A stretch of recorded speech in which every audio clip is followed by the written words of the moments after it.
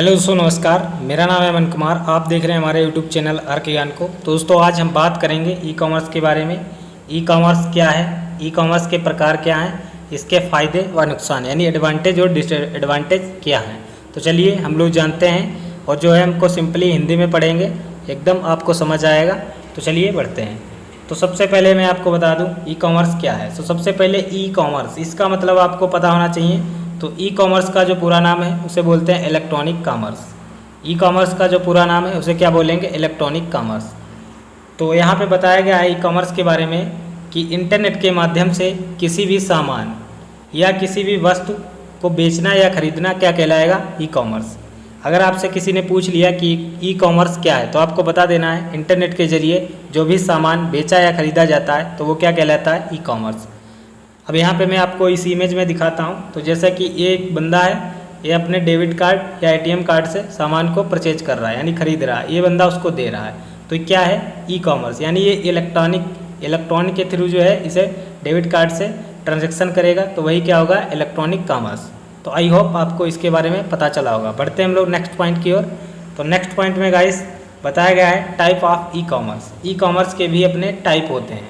तो बताया गया है ई कॉमर्स के बारे में। ई कॉमर्स के जो है ई कॉमर्स मुख्य तौर पर 4 प्रकार होते हैं। यानी ई कॉमर्स के जो है मुख्य तौर पर 4 प्रकार होते हैं, जो क्रेता और विक्रेता के बीच हुई किसी भी ऑनलाइन बिक्री या लेन देन को दर्शाते हैं। अब यहाँ पे क्रेता वर्ड आया है, तो क्रेता मीन्स जो उसे खरीद रहा है, विक्रेता मीन्स जो इसे बेच रहा है। तो यही होता है। तो चलिए जानते हैं इसके टाइप।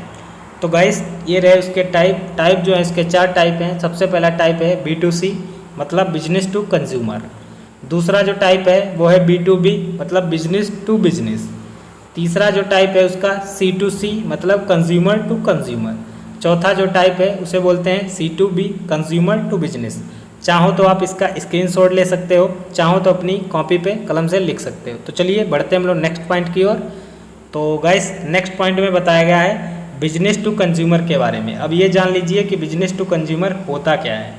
बिजनेस टू कंज्यूमर के बारे में बताया गया है जब एक व्यापारी द्वारा कोई भी सामान या सर्विस ऑनलाइन माध्यम से सीधे तौर पर किसी यूज़र को बेची जाती है, तो वह बिजनेस टू सी यानी B2C ई कॉमर्स कहलाता है, बिजनेस टू कंज्यूमर कहलाएगा।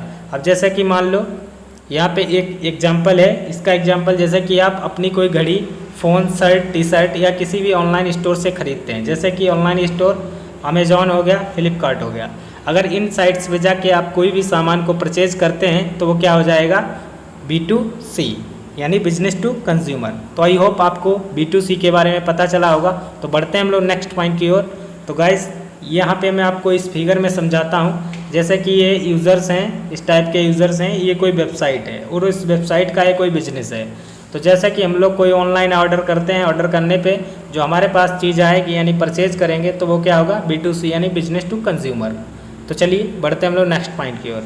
तो गाइस नेक्स्ट पॉइंट में यहाँ पे बताया गया है बिजनेस टू बिजनेस के बारे में। अब ये बिजनेस टू बिजनेस क्या होता है, तो चलिए मैं आपको बताता हूँ। जब एक व्यापारी से दूसरे व्यापारी को कोई भी सामान या सर्विस ऑनलाइन बेची जाती है, यानी जब एक व्यापारी से दूसरे व्यापारी को कोई भी सामान या सर्विस बेची जाती है, तो वह B2B ई कॉमर्स कहलाता है। अब चलिए इसका एग्जाम्पल समझते हैं। इसका एग्जाम्पल में बताया गया है जैसे कि एक व्यापार द्वारा किसी दूसरे व्यापार के उपयोग के लिए सॉफ्टवेयर बेचा जाता है या उससे संबंधित सर्विस दी जाती है, तो वो क्या होगा, B2B।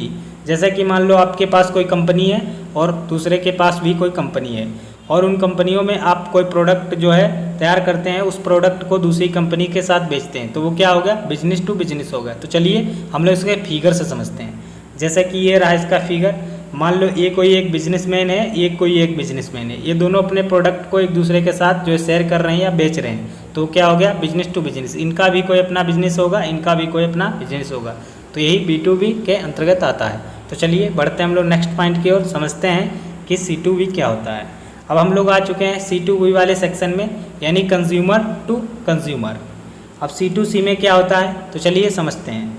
तो जब कंज्यूमर अपने प्रोडक्ट को किसी अन्य कंज्यूमर को इंटरनेट पर बेचता है, तो इस ट्रांजैक्शन को क्या बोलेंगे, C2C यानी C2C कहा जाएगा। जैसे कि जब कोई अपना प्रोडक्ट इंटरनेट के माध्यम से किसी, अब इसका हम जो लोग एक एग्जांपल समझते हैं। तो एग्जांपल में क्या बताया गया है, इसमें एक कंज्यूमर अपनी पुरानी कार, बाइक, जैसे अपनी प्रॉपर्टी को अन्य कंज्यूमर के सीधे इंटरनेट के माध्यम से बेचता है। जैसे कि मान लो अपना कोई घर आपका पुराना हो गया, अगर वो घर आप इंटरनेट के माध्यम से किसी दोस्त या किसी फ्रेंड के पास बेचते हैं तो वो क्या हो जाएगा, C2C यानी कंज्यूमर टू कंज्यूमर। तो चलिए समझते हैं इसका एग्जाम्पल। अब यहाँ पे देखिए, यहाँ पे एक ये कोई फिगर में मैन है और ये जो है गर्ल्स है। तो इसने क्या किया, अपना घर बेच दिया इस लड़की के पास। तो ये लड़की क्या है, इसको पैसा दे रही है। तो ये क्या है, C2C यानी कंज्यूमर टू कंज्यूमर। ये भी अपने यूज़र है और वो भी अपना एक खुद का यूज़र है। तो उसने क्या है, अपना घर बेच दिया है, इसको पैसा दे रही है। तो यही यहाँ पे दर्शाया गया है, बताया गया है कि C2C, ये C2C की बहुत ही अच्छी डिफिनेशन है, कह सकते हो। तो चलिए बढ़ते हम लोग नेक्स्ट पॉइंट की ओर और समझते हैं क्या है। तो हम लोग आ चुके हैं 4th वाले सेक्शन में। इसमें बताया गया है C2B यानी कंज्यूमर टू बिजनेस। अब ये कंज्यूमर टू बिजनेस क्या होता है, तो चलिए बारीकी से समझते हैं। जब एक उपभोक्ता द्वारा यानी एक यूज़र द्वारा किसी भी व्यापार को अपनी सर्विस या सामान बेचा जाता है, जब एक यूज़र द्वारा किसी भी व्यापार को अपनी सर्विस या सामान बेचा जाता है तो वह क्या होता है, C2B यानी consumer to business e commerce कहलाता है। तो चलिए इसका एग्जाम्पल समझते हैं। अब इसके एग्जाम्पल में गाइस बताया गया है, जब कोई यूज़र कुछ लिखकर या अपने फोटोग्राफी हुनर के किसी भी व्यापार को मूल्य प्रदान करता है जिससे कि वह व्यापार का विज्ञापन होता है, तो वो क्या कहलाएगा, C2B यानी कंज्यूमर टू बिजनेस। अब इसमें मैं आपको बता दूं, यहाँ पे देखिए, इसको इस टाइप से मैं समझाता हूँ। यहाँ पे आपको ये फिगर दिख रहा होगा। तो इस फिगर में क्या है, यहाँ पे कोई कंज्यूमर है यानी यूज़र है और ये कोई वेबसाइट है। अभी इस बंदे ने क्या किया है, अपना जो है प्रोग्रामिंग की होगी, प्रोग्रामिंग के थ्रू ये क्या बनाता है, एड्स बनाता है और एड्स बनाने के बाद उस वेबसाइट पे जो है बेचता है। तो वो एड्स यहाँ पे बिजनेस ऑर्गेनाइजेशन है और जैसे कोई यूज़र उस वेबसाइट पे जो है विजिट करता है, विजिट करने के बाद वो एड उसको दिखाई देते हैं।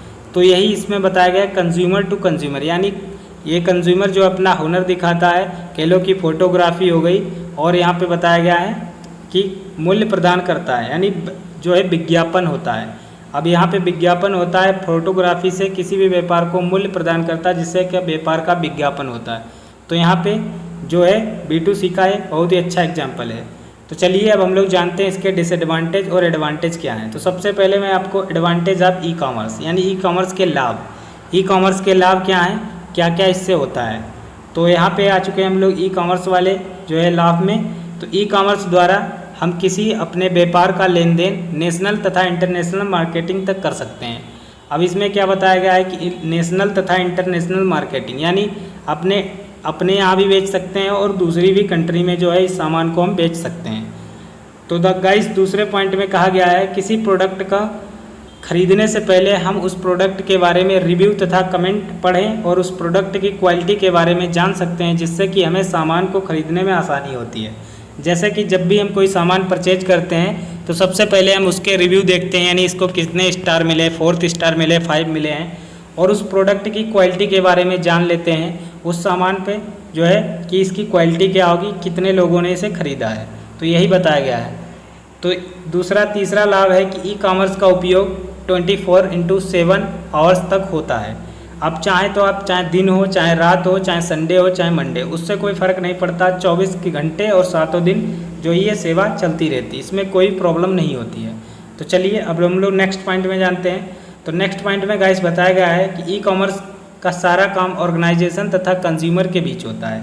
यानी कोई एक संस्थान होता है यानी बड़ी ऑर्गेनाइजेशन होती है और दूसरा कंज्यूमर यानी यूज़र होता है, उसी के बीच होता है। इसमें थर्ड पार्टी की ज़रूरत नहीं पड़ती है जिसका सीधा फ़ायदा ऑर्गेनाइजेशन को होता है।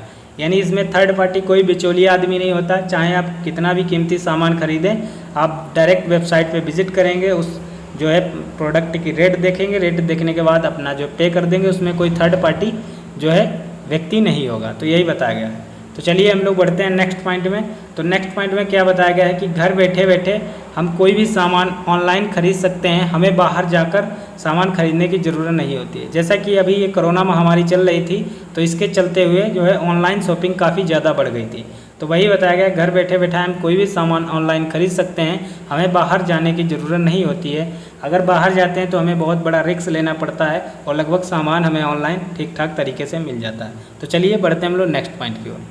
तो गाइस नेक्स्ट पॉइंट में बताया गया इसके डिसएडवांटेज के बारे में, यानी इसके हानियाँ क्या क्या हैं। तो डिसएडवांटेज ऑफ ई कॉमर्स की हानियाँ क्या हैं। तो इसकी निम्नलिखित हानियाँ हैं। तो चलिए हम लोग जानते हैं एक एक करके। तो सबसे पहले जो इसमें पॉइंट बताया गया है कि ई कॉमर्स के लिए कोई हाई स्पीड इंटरनेट की ज़रूरत पड़ती है। कभी कभी लो स्पीड के कारण ई कॉमर्स की वेबसाइट काम नहीं करती हैं। तो ये इसमें मोस्ट इम्पोर्टेंट पॉइंट है जो इसके डिसएडवांटेज में है कि इसके लिए आपके पास जो हाई स्पीड की इंटरनेट की ज़रूरत पड़ती है।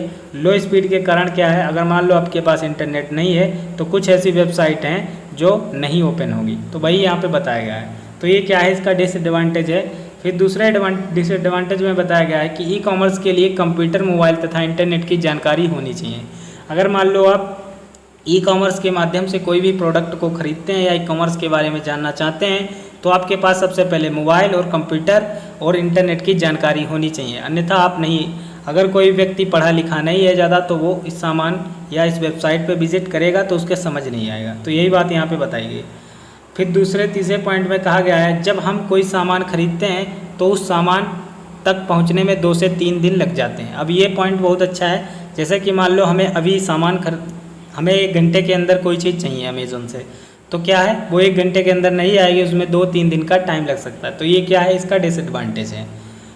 तो जो नेक्स्ट पॉइंट है, नेक्स्ट पॉइंट में बताया गया है सिक्योरिटी को ध्यान में रखना पड़ता है। अब ये सिक्योरिटी को ध्यान में रखना पड़ता है क्योंकि जब हम ऑनलाइन पेमेंट करते हैं तो सिक्योरिटी का होना ज़रूरी नहीं होता है। अकाउंट हैक या फिर हमारी इन्फॉर्मेशन हैक हो सकती है। अब ये इसमें धोखाधड़ी वाला काम हो सकता है कि सिक्योरिटी का भी ध्यान होना चाहिए। अगर ऑनलाइन शॉपिंग कर रहे हैं तो उसमें क्या है कि आपका कोई हैकर द्वारा कि डेबिट कार्ड या क्रेडिट कार्ड हैक ना कर ले उससे, ताकि आपके सारे पैसे चले जाएं। तो यही बताया गया। तो इसका ये क्या है, डिसएडवांटेज है। तो गाइस लास्ट पॉइंट में बताया गया है ई कॉमर्स जब कोई नई वेबसाइट मार्केटिंग में आती है तो उस वेबसाइट पे जो है भरोसा करना थोड़ा मुश्किल होता है। मान लो कोई नई वेबसाइट आए और आपसे कहे कि उस वेबसाइट पे जाए, भारी डिस्काउंट चल रहा है, तो आप जो है उस पर भरोसा नहीं करोगे कि हो सकता है वो फर्जी वेबसाइट ही क्यों ना हो। तो गाइस इतनी सारी जो है इन्फॉर्मेशन आपको ई कॉमर्स के थ्रू यहाँ पे मिलती है।